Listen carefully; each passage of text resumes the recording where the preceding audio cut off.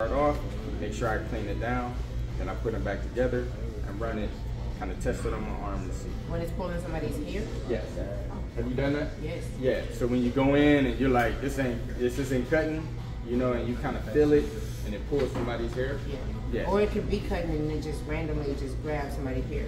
Yeah. And now their little follicles moving. Oh yeah, and that's the worst.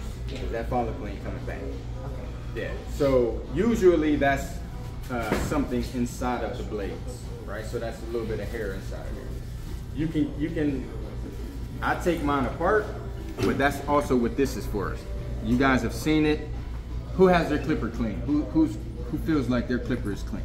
Yeah, y'all want to test? You want to test? All right, give us a little bowl, if you don't mind, and we'll use a little bit.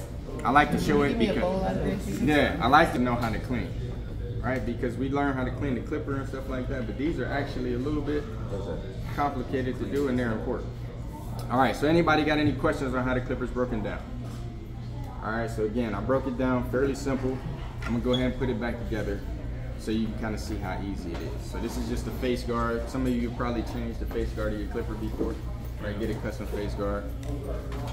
The thing that's holding that in is just your regular screws.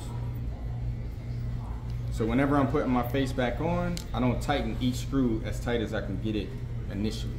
And get all of the screws kind of in there, and then I tighten it down. If you have any questions while I'm doing this, feel free to ask me. We can start our Q&A now.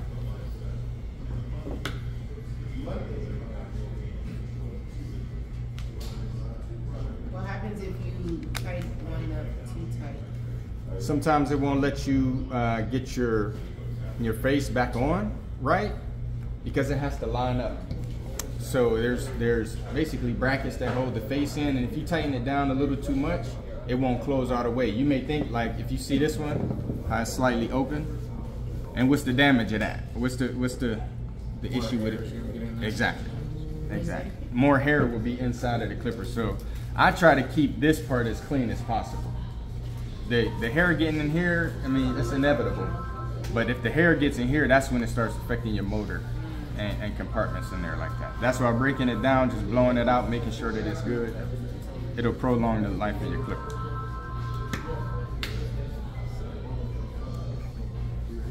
So when you break it down, you're literally just removing all the visible screws? Yep. So the way the clipper is made, you don't have to really do much after you take the face guard off and the blades off. It's pretty much, I mean, everything has its compartment, it's in place, and the only thing you need to do is just make sure it's free of residue. You don't want to get any oil or anything inside of there because it's like a motherboard in there and it's electrical in there. But once you take the face off, kind of blow it off, kind of lightly brush it off, it's fine. You know, really when you're breaking your clipper down, the most you're gonna clean is this compartment right here. Sometimes these break and your blade, like even when you're like it'll slide, that bottom blade will slide even when you have it tightened down, and you'll have to replace these. So I don't take it off. You can take it off, but I don't really mess with that as long as it's visibly clean. Hey Doc, when you got those, did they come with like lubricants that almost look like super glue? The little bottle? No, like on the side. Yeah. We both got the instincts at the same time, and when they sent them, like. Really shouldn't have to. It's just all of your maintenance is going to be done on the top of the clipper. I take this apart just to inspect. It's kind of me getting my eyes on it to make sure nothing's wrong there. You can replace it's just a battery in, like your rechargeables. It's literally like a lithium battery in there. If your battery goes out, you can actually unscrew it off the motherboard, replace the battery, and then just tighten it back down to it. So once I do that, so this bracket here, you guys seen this on your clipper before? Yeah. Do you know the difference between a fade blade and a taper and a deep tooth blade? Yeah. All right, did you know that? That these bottom blades right here can come in different sizes and it gives you a different cut? Yeah.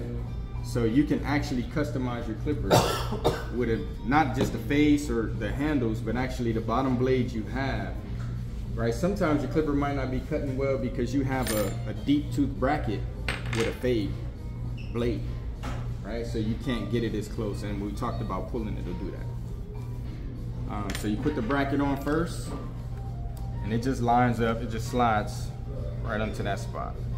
And I slide it up,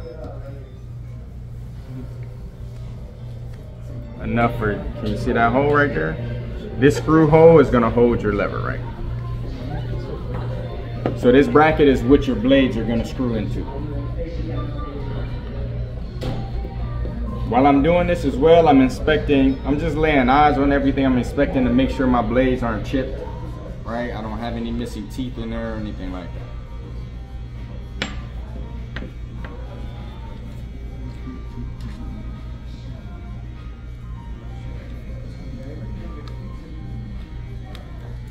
So with the lever right here, it's important to kind of, I like to set everything out on a surface that I can see all my screws. There's an adjustable little, yeah, in here. And that's what holds on when you click from each level on your clipper. So you want to make sure that that doesn't fall out. You can take it out and replace it if need be. Sometimes the spring gets worn out in there. But when you line it up, it's a little notch here on the lever. And you just put it on that open space. You just lay it there, and you can just tighten your screw in.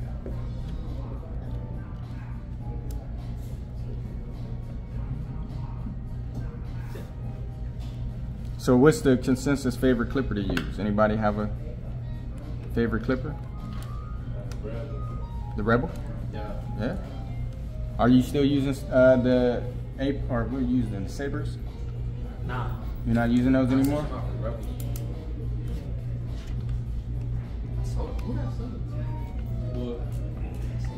So the tighter you screw this lever here, right, is the tighter your blades are gonna be together. Oh, that's right. Right? And the tighter, it's like, some people like theirs, you can actually take that spring out and then it not click. Even on the clippers that have this notch. Some people just like the freedom of movement, not it being restricted like that. For me, I like to click because I always know where I'm at with my clipper. I can just, I know I'm 3/4, half, 1/4.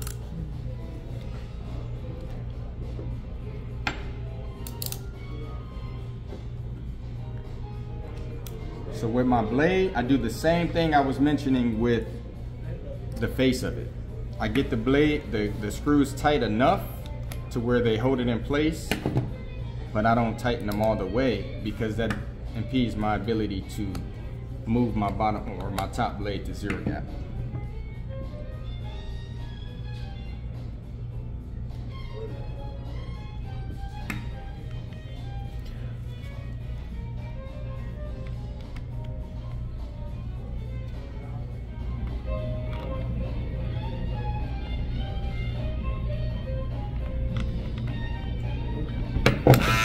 Put this down, put back together. All right, I always test it on my arm here, forearm here. As long as it's not cutting me, scratching me, then it's good to go.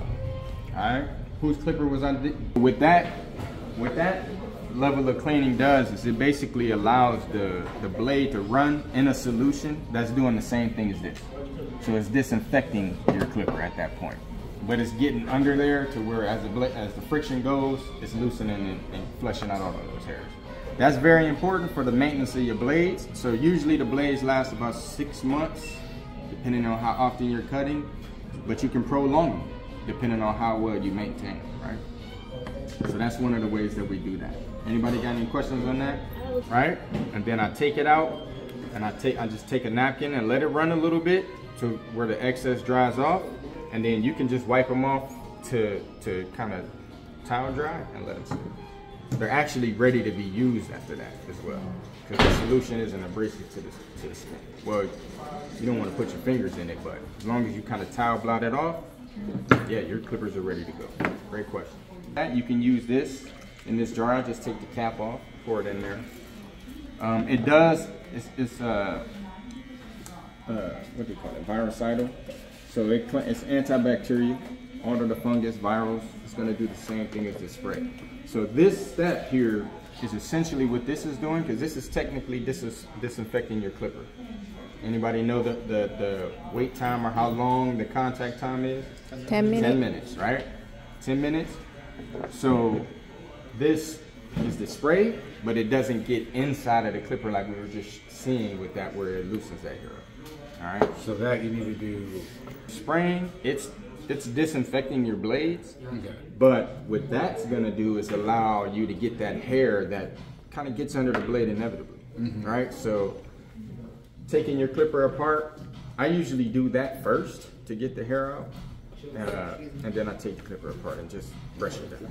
All right, and you can spray your blades. So how I had the blades on the table, usually once I take it down, I just spray them off. So they're sitting there while I'm brushing my clipper off. So by the time I put them on, they're good. I just have to oil them. That's another thing. I left my oil at the shop. So each blade will say keep blades oiled, right? That's probably one of the most important aspects of barbering and maintaining your clippers as well, is the proper lubrication of the clipper. The way the clipper cuts is the friction back and forth, right? So we spray it, we brush it off, we clean it off, we spray it, we disinfect it, but in order to maintain that crispy cut and a consistent cut between clients is the oil to keep the clipper lubricated, right? That way that glide back and forth isn't wearing and tearing. Your clipper blade isn't gonna overheat, and your clipper won't overheat. So the first part you're gonna notice overheating is right here at the blade, if they're not being oiled, and then inside of the clipper. The motor is gonna just be running hot. That's how your clipper burns out over time. Okay. So lubricating your clippers are gonna help you on your clipper. Thing very intricate, right? It's just the ability to consistently build the habit, right? Build that habit of doing it after every use. Right here? All right.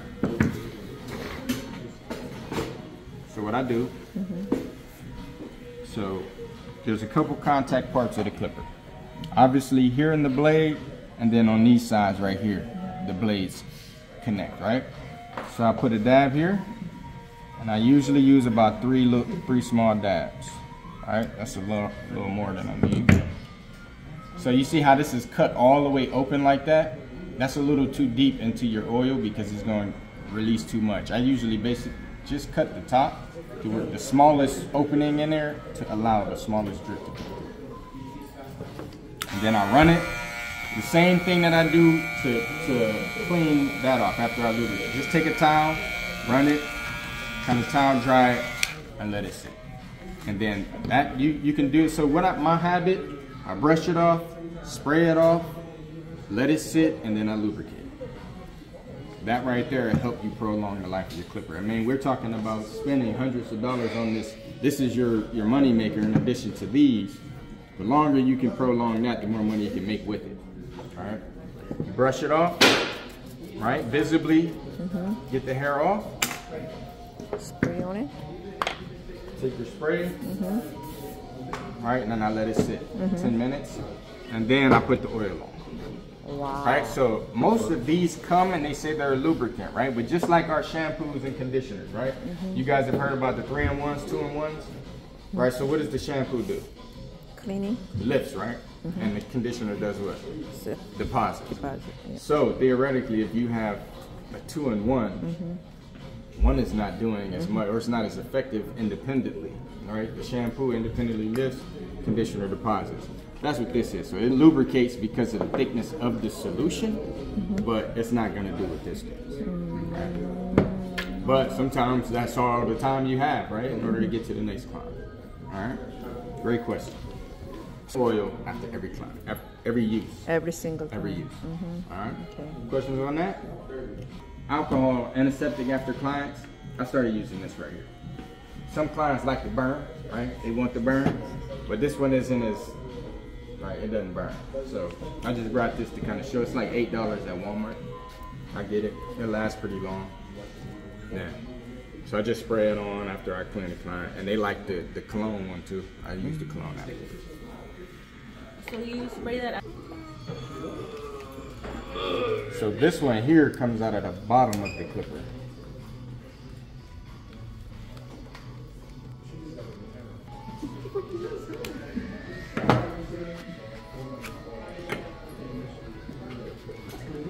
All right, so they have kind of a case in there before you can take the face off with these screws. All right, so you screw the bottom out. That'll let you take this piece off, and then you can get in there to open it up.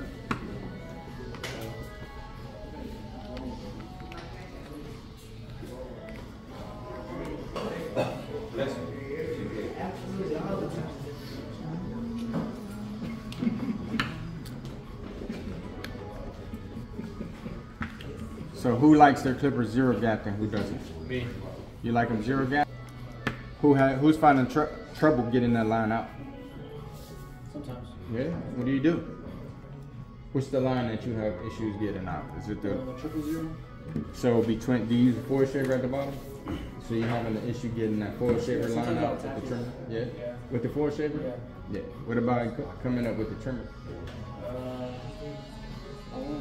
tried like just the double zero and then the zero without the trimmer, just use the clipper. That's how I just follow when I do that. Triple zero. I always start my ride line with that triple zero when you're going in like this instead of coming up with it. So sometimes maybe a bit of gas to get it out, just depending on what the hair type is. It's mostly with like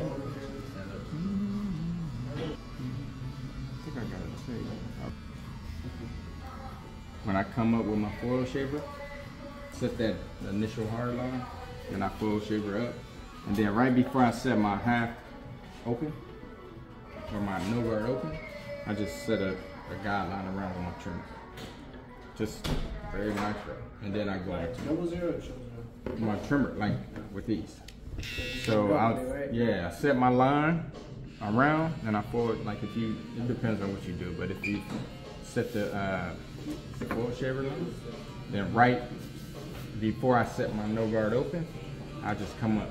But that, like going up like that is considered triple zero, right? And then triple zero.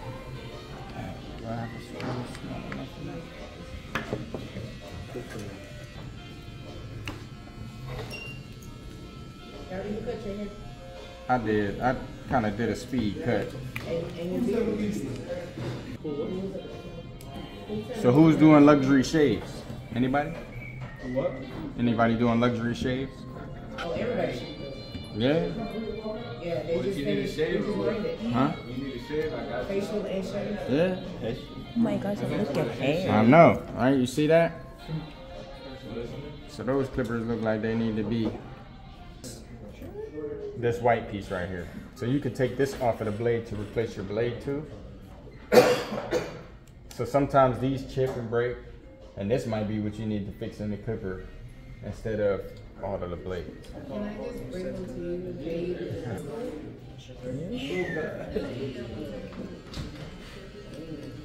babe? Y'all see that?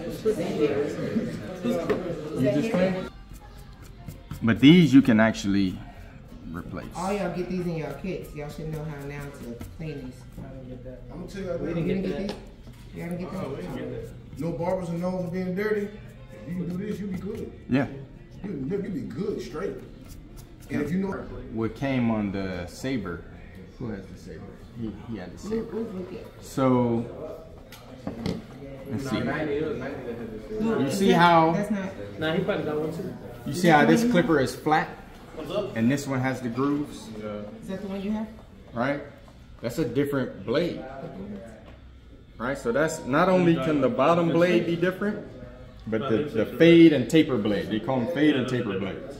All right, so this is gonna get a little closer to the scalp, but you actually have to hold the clipper a different way when you cut than this one.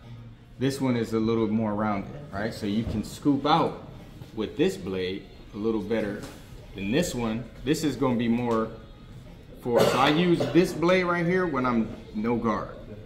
I can get closer to like when I'm cutting hair and I wanna get that line out we were talking about, this is my clipper to get close. So if I don't wanna set a line with the trimmer, then I set it with this one. But then my other clipper has one of these. I love their detailing. I like to use just the corner. You see how that, so yours have the rails on it too, just that type of blade. Like the flat, yeah. Yeah. So that's when I use, and it just depends on hair density too. Sometimes I won't be able to get into there with that one because of this one, so I use this one where it's a little flatter. And how often do you swap the blades? Right? So if you cut into it with the Instinct with that 11,900 RPM, with that half guard or the one guard is gonna be like a 0. You ever did that? Yeah. So the low fade is now a mid fade or a high fade. So I use a magic clip that's not 0 gap for the finer hair because the RPMs are a little less. and I can go in a couple times. With the instinct, once I go in, it's coming out. That hair is gone. So that's how I be strategic with my clipper. And then with these, I don't use them as much because they're older. These are more of a detailer. So these are like my specialized clipper with this blade. I don't have this blade on every one of my clippers. Clicker is a little more instinctive, right? So you can do that with all of your clippers. You can take this screw out here, and you don't have to change anything here. It'll just flow smoother, all right? And then again, when you're doing that, it's whose was it? I think it was yours, where we would have to tighten the handle up a lot. Remember how the bottom blade would still move and it would feel like it wasn't. So if you run into an issue with your clipper where it feels like the guard, like you have them screwed down all the way and it feels like they're moving, then it's tightening the lever. The lever squeezes the bracket and holds that clipper, the blades in place. Great question. What else you got? So everybody see what that looked like broken down? So you saw how the clipper itself looked clean, but once you open that up, how all of that hair is there. So that's where you're gonna run into that issue of the clipper overheating, which wears your blades out and then wears your motor out faster for the clipper. And some clippers wear out faster when they're overheated. You can find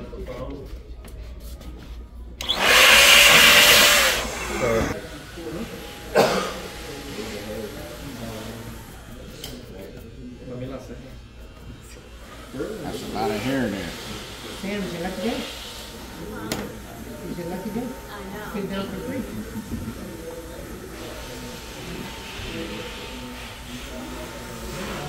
I mean, just since you see the shape of it. Yeah, I'm gonna try to come like the first week of the month, as consistent as I can. Now that I have my schedule at the shop pretty much. So if I can get back here, I need to get my cookies. I'm afraid I'm just gonna mess it up. So that was just a kind of a stir strip in there.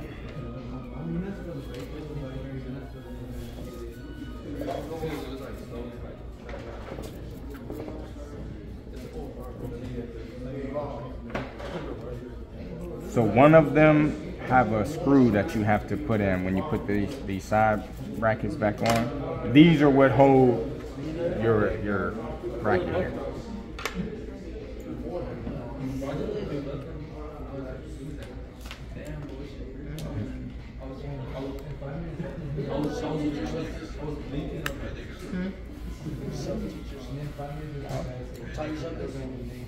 To mess with them. When I first started, I waited till the clipper was broken. Right? Or if I ran into anybody that had broken clippers, then I would just take theirs apart and kind of see what it looked like. So this side doesn't have a screw. This is what actually screws into the bracket, the bigger hole on your Babyliss. And then this side, they just both pop in, but this side has a screw where you can tighten it up. And it's this very little one. So you put that on before you put the other. Yes. Yep.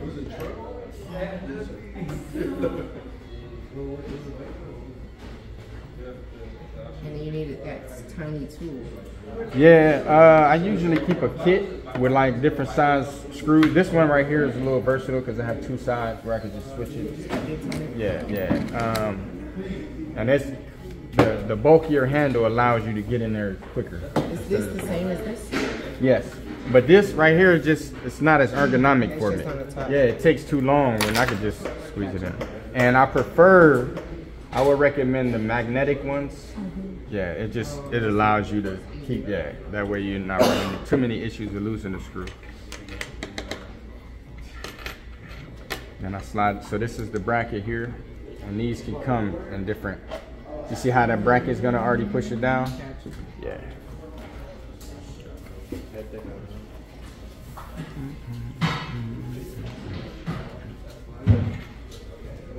And then there's two holes.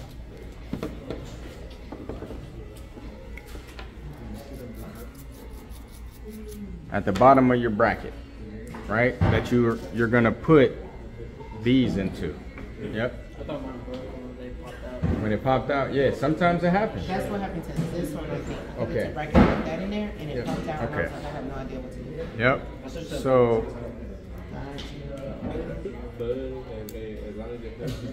once you line that up, it's in there. And then you want to make sure that when you're putting it in, it matches up to this little ring here that operates. So that is what spins your bottom blade. So you want to line, it's a little opening here at the bottom of the white piece that clicks right onto there.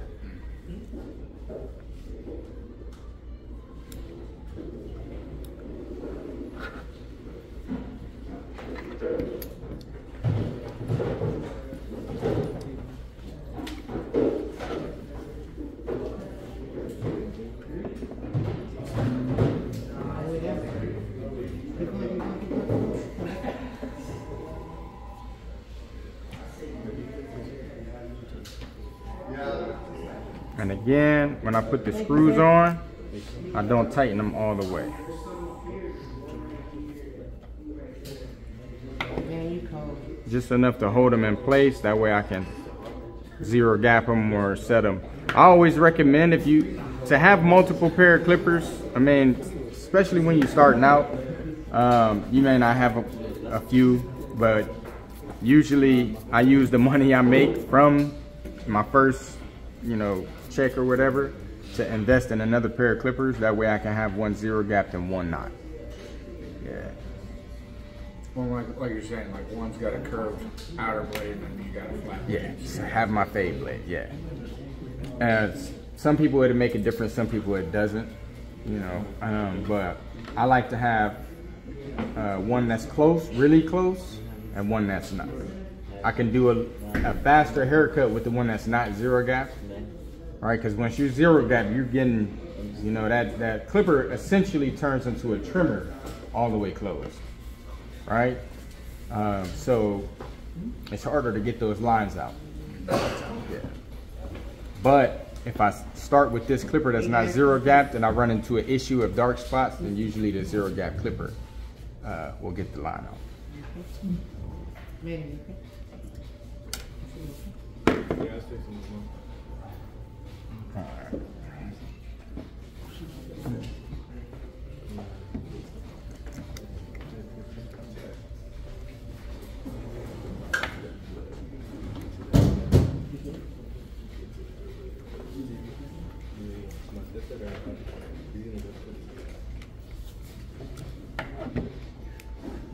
So now that I got the lever back on, I'm not tightening it until I zero gap my blade, and then I'll tighten it down. You can hear that it's not really clicking that much right now.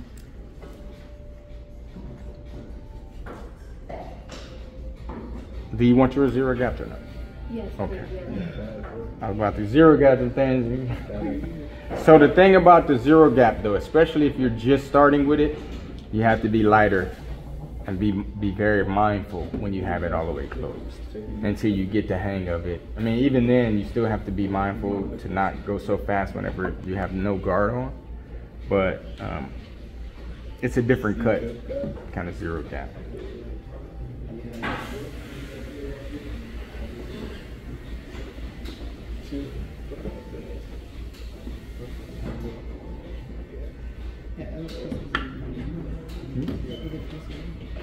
Oh yeah, that was just like it was just on top of the other one. The biggest thing is having that foam back in.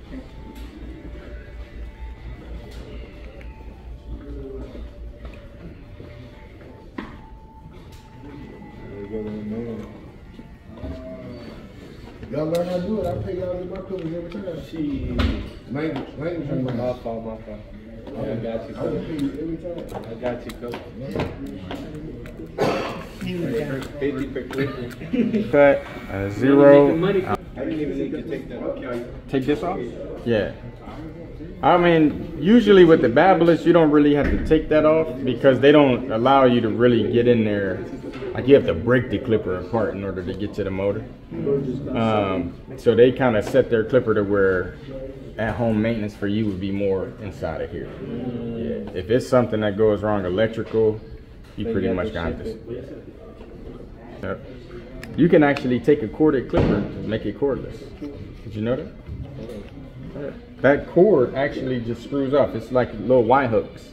And most clippers, that you can just take it off and you can replace where that cord is attached with the battery, and then it Y hooks onto it.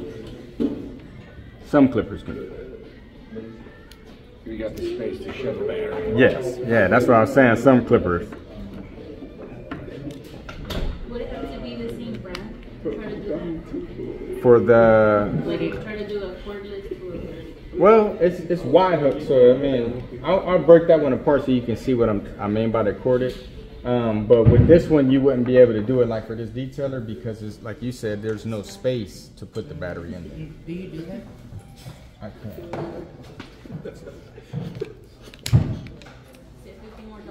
But as long as you supply all of the So I supply, don't like have if to you do- get the battery and everything, then But what if you put it with your price?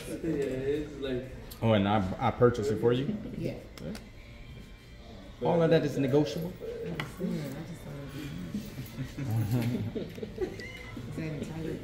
So with charging to clean the clipper, right? Again, it's your expertise, right? And but just like you are with cutting, I charge for time. Some clippers take longer to break apart clean, and like these ones that have the open in there. That's gonna take a little longer, yeah, to clean than the one that is closed in here. It doesn't, so these will probably be cheaper than these, just because there's more hair that gets trapped inside of it. How much does Gavi cost? If I'm doing a group, if I'm doing 5, then I give a discount on for more. If I'm doing 1 or 2, then it'll be like full price. But it just can't. Has anybody tried to adjust these blades? Like Zero got their blades before? So these come seated already. So you don't slide these up and down to adjust these here. Whole piece comes off. So pretty much the only thing you're doing when you open these up are brushing it off to make sure that it's good. But it's usually pretty so compact. Is there hair down in it? No? They're usually so close the way the bracket is split. Yeah, that hair doesn't usually get in there. If you got hair in there, it's probably because you're not tightening. This piece right here needs to be tightened or something. But the adjustment in this is with this tool and the blades, you loosen them up. You don't have to take them. Yep, you don't have to take them off. You don't have to loosen them too much. So I just loosen them more than absolute tight. Once you kind of feel that move, that's where I like to seat it, because it's going to leave less room for me to have to.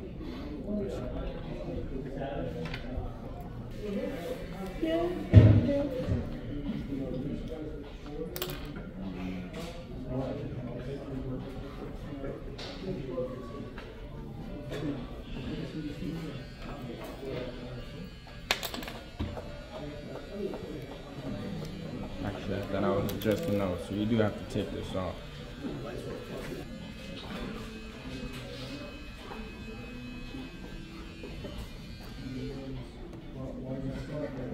And if you notice, it has, and here, just like these had the little prongs that hook up to the white piece, they're right here already attached. Oh. Yeah. Right in there. You gotta unscrew that too? Yeah, so I take these off and then you can slide them up. So this it's minimum wiggle room you have. It's minimum wiggle room you have to basically adjust this bottom blade. So I slide it up as close as I can get it.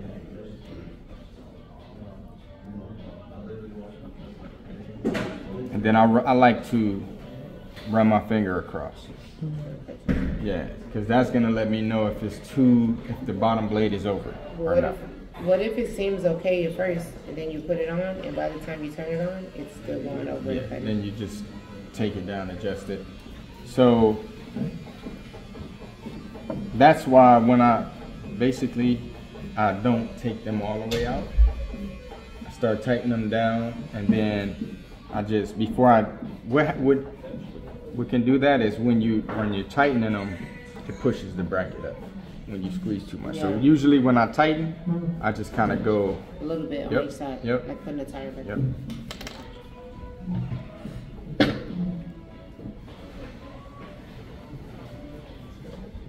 It's not like that. I'm just gonna be a damsel in distress unless somebody has to.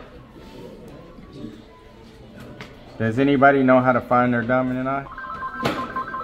Find out what? Find your dominant eye. You know you have one eye that's more dominant. That's more like when you look out of it, it's more accurate than the other. Did you know that?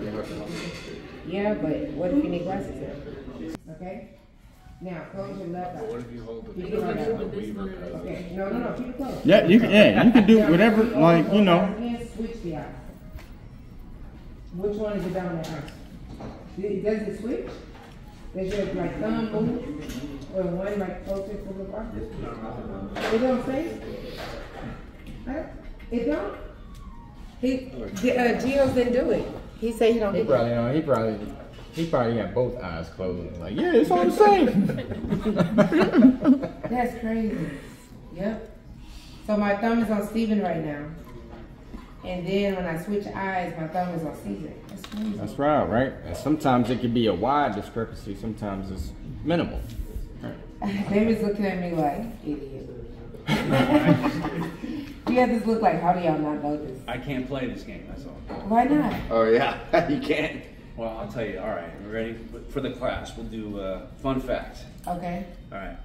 God, you're funny. Oh my God. That was a good one though. Yeah. Now you know. I would have never known that. That's crazy. I can't play this game. Can't play the game. I thought you was looking at me like, how do you know? No, I was watching everyone else. Yeah, you're like, it don't matter. It don't matter. Both of them are my dominant eyes. I feel that. Okay. That's what's up. Sam. Now it's like, I know she's like, I'm gonna move with you.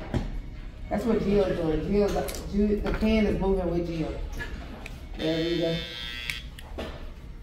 You just changed my life. That's weird. Nah, it improved my whole career when I found that out. Like, When things are too close to my eyes, anyway, I don't have my glasses on. you gotta use glasses, yeah. It'll be the same. Yep, even if your vision's corrected, yep, it'll still be the same.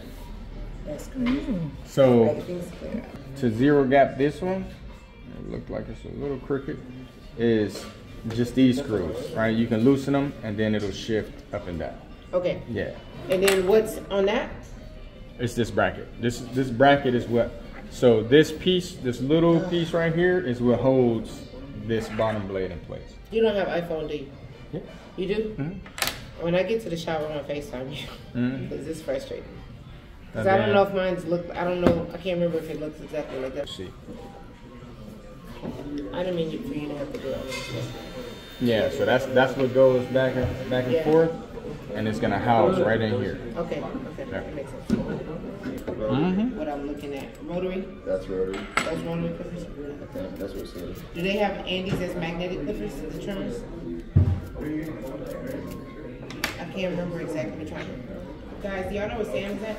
Did somebody call Sam? No, not Sam. Sorry, Sam. Boy Sam. Anybody got his number? Somebody you text him to? Don't nobody got his number? So y'all just be faking friends. Faking friends? Y'all just act like y'all like that's what's Yeah, these are good. That's good. Those are coaches. Mine's at my shop. Like, Okay. I gave Sam my clippers to fix. Okay. It's been like 2 months now. And then I gave one student at Lavelle. I just need to stop letting him play my clippers.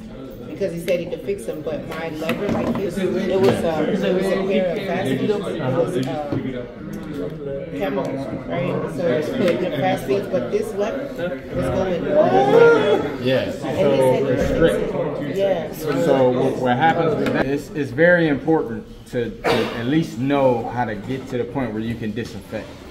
this right here, right? Because this is what comes into contact with the skin. This is what's cutting, and it gets theoretically like razor close. So if your foil shavers are dirty or they have virus on it or fungus, whatever, then you're passing that to the client, right? So these pop off. Look at that! Oh my gosh! Who's this? We will tell. I know whose it is. All right, so. Grace, bring your shave. Mine is clean. I'm not used to like crazy one. You can also take those Every blades off. single Y'all time can I do that have- right I now. Y'all can use- replace those So- blades, yeah. In case you didn't know my bad. Because some of y'all don't know because they look trash. I see y'all going from All right. Huh? Yeah. and coffee. So I'm gonna show you real quick. One second. Clean that quick. So this is what I do. I also sit it in blade wash. That's good. What's that? So I'll put those on, like after cleaning and dusting off, and then I'll put this in a bowl, and then I clean it Yep. inside the bowl. Yeah.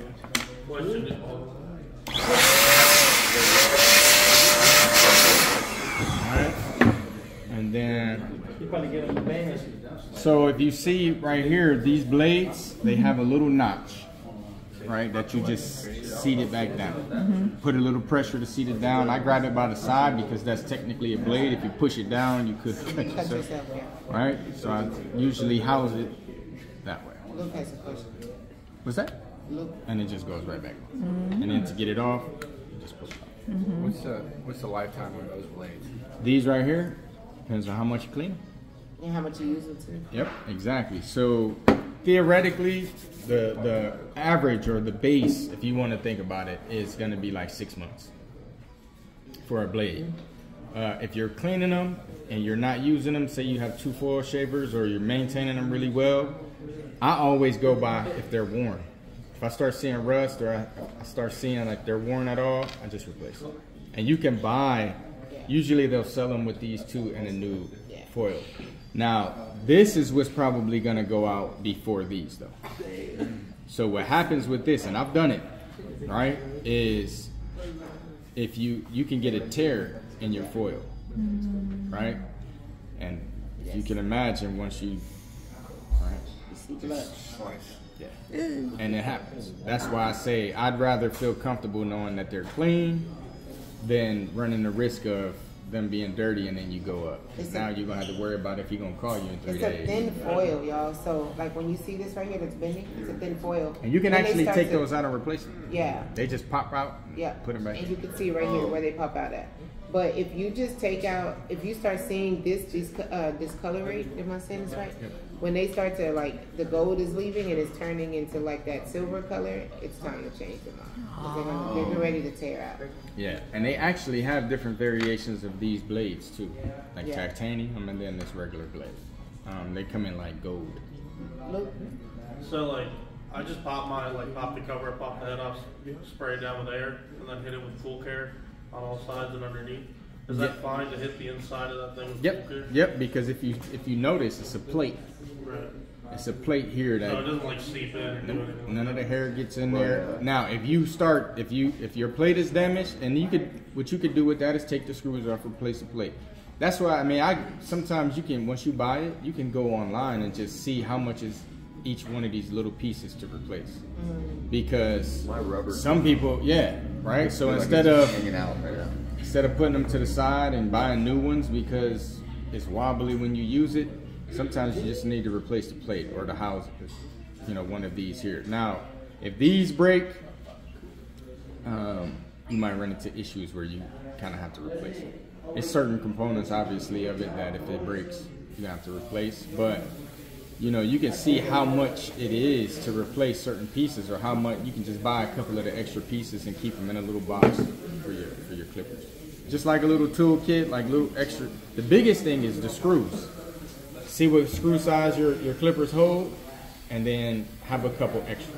Because sometimes when you're cleaning multiple clippers, those screws bounce around if you lose one. Not every one of the screws. So these screws might not be the same as these. Right. So you can't just take them off. So I take that off. Go ahead and brush everything, you can see, this right here is a game changer.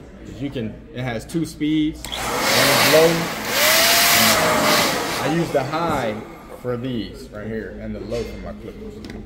Some of you guys have something like that y'all are using to blow the hair off the clients. Yeah. You know, it's like I have like the little black gun. It's high speed, but it's not like that. Yeah, this I don't use on clients. Hit them in the face. That's a pressure marker. Yeah. I brush the blades. All right.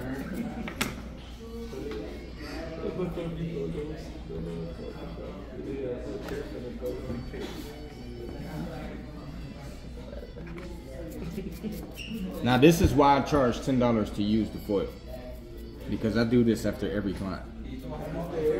After every client. That, like, for real. I don't use anything I've used on another client on the next client. So if I use the foil shaver, that's why they're paying for it, because you're paying for my time to clean it. That's why when you come to me, that's what I can guarantee you. Come to the shop and they'll sit outside of this shop and look at, because that's important to some people. You get that mom that's bringing their kid in, right? And they want to know that their kid, you know, their skin is more sensitive than us and all of that, or adults. So a little goes a long way with that.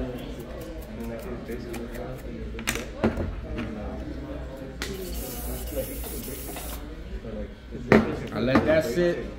I take my blower. Sorry. And I let that sit. And I usually keep my foil on the charge too, because it's the more charged it is, the higher power it's going to be. Right? Once it starts dying, you might not know, because it might not be a light indicator on there, but it won't be cutting as fast. Right? So